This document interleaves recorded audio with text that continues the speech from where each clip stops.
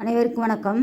Tamil KSR சேனலில் பல பதிவு பார்த்துட்ருக்கோம். இன்றைய பதிவு கண்ணதாசனுடைய அனுபவ மொழிகள். இந்த அனுபவ மொழிகளில் வாழ்க்கை என்று சொல்லக்கூடிய தலைப்பும் தத்துவம் என்று சொல்லக்கூடிய தலைப்பும் இப்போ பார்த்துட்ருக்கோம். வாழ்க்கை என்ற தலைப்பில் ஏற்கனவே பார்த்தாச்சு. இப்பொழுது தொடர்ந்து பல பதிவில் தத்துவங்கள் என்ற தலைப்பில் பார்த்துக்கிட்ருக்கோம். இன்றைய தத்துவ மொழிகள். உணர்ச்சி கொந்தளிப்பில் அறிவு நன்றாக உறங்கிவிடுகிறது. உறங்கும் அறிவை எழுப்ப விடாமல் உணர்ச்சி தடுக்கிறது.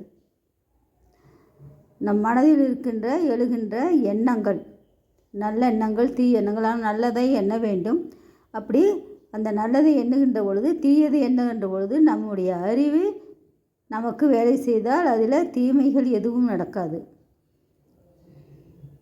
அறிமுகம் இல்லாதவர்கள் இருக்கின்ற இடத்தில் தவறான விஷயங்கள் கூட நியாயங்களாகிவிடும்.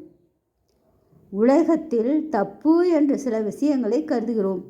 ஆனால் அவை நிதானமாகவும் முறையாகவும் நடக்கும்போது அவையே நியாயங்களாகி விடுகின்றன. எல்லாம் நடந்து முடிந்து ஒரு குறிப்பிட்ட வயதை கடந்த பிறகு பல விஷயங்களை மறக்கத்தான் கற்றுக்கொள்ள வேண்டுமே தவிர ஞாபகப்படுத்தி கொள்ளக்கூடாது. வாழ்க்கையில் கசப்பான நினைவுகள் இருக்கின்ற பொழுது அதை நாம் மறக்கத்தான் முயற்சி செய்ய வேண்டும். அதை ஞாபகப்படுத்தி கொண்டே இருந்தால் மனதில் அமைதி என்பதே இல்லாமல் போகும்.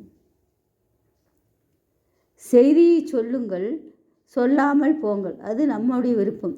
ஒரு சிறு பொறி கண்ணுக்கு தெரிந்தாலும் பெரிய நெருப்பை கற்பனை செய்து கொள்ள மனிதர்களால் முடியும். சிறிது இருந்தால் அதை பெரிதுபடுத்தி பேசக்கூடியது மனிதருடைய நாக்கு. சில சட்டங்களை சட்டம் போட்டவர்களின் தகுதியை முன்னிட்டே நாடு ஏற்றுக்கொள்கிறது. சம்பிரதாயம் என்ற ஒன்று இருக்கிறதே, தவறு என்று தெரிந்தாலும் சொல்ல முடியாத நிலையை அது ஏற்படுத்தி வைக்கிறது. அதாவது முன்னோர்கள் பழக்க வழக்கங்கள் எப்படியோ அது சில செய்திகள் நமக்கு இது தேவையில்லை, தவறான முறை என்று தெரிந்தாலும் கூட அவர்கள் சொல்லுவதற்காக நம்ம ஏற்றுக்கொள்ளக்கூடிய சூழ்நிலையில் இருக்கின்றது. சினம்ங்கிறது கோபம். இனம் குலம் பார்ப்பதில்லை, சரியா தவறா என்று யோசிப்பதில்லை. சக்தியற்ற மனிதனும் தாழ முடியாத சக்தி உள்ளவனாகி விடுகிறான். கோபத்தின் குணமே அதுதானே. கோபம், சினம் என்பது கோபம்.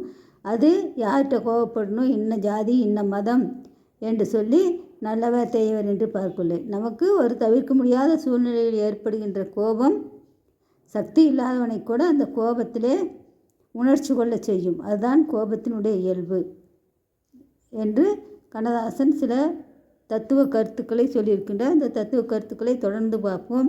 இதற்குரிய சில படங்களும் இத்துடன் இணைக்கப்பட்டிருக்கு. படங்களையும் தத்துவ கருத்துக்களையும் பாருங்கள். நன்றி, வணக்கம்.